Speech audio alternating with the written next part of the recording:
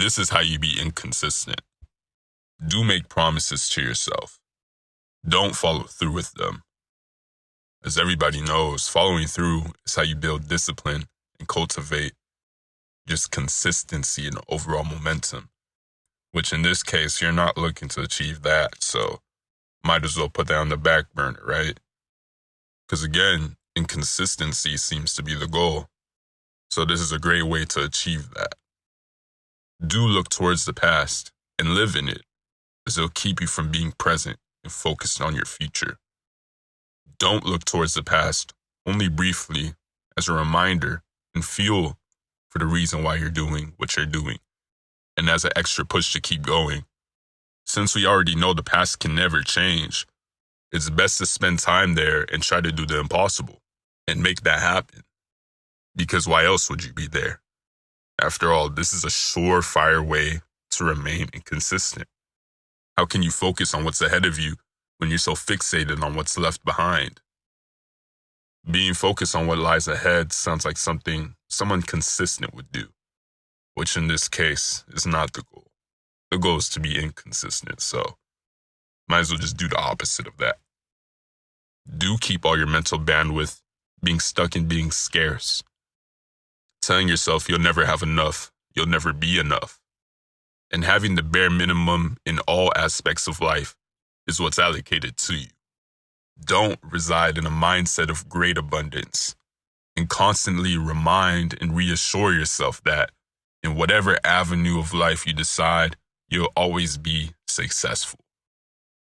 The opportunities are doors you just simply haven't opened yet, rather than doors you'll never get to open at all. Because again, being consistent is kind of the mentality that you would adopt.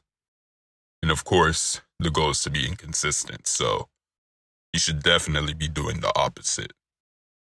Now, if you made it this far and you didn't realize by now that I was being sarcastic, this is the disclaimer for you that, yes, I was being sarcastic. This is satire. But there are truths to this. The truth being that to find yourself residing in just a state of positivity and progression and just constantly growing and evolving, as opposed to a state of just residing in your worst state of being, it simply just comes down to what you are feeding yourself.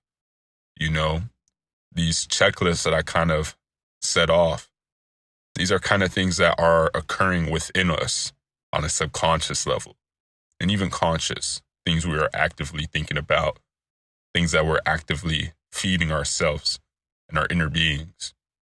Simply put, you will behave in the way that you program yourself to do so.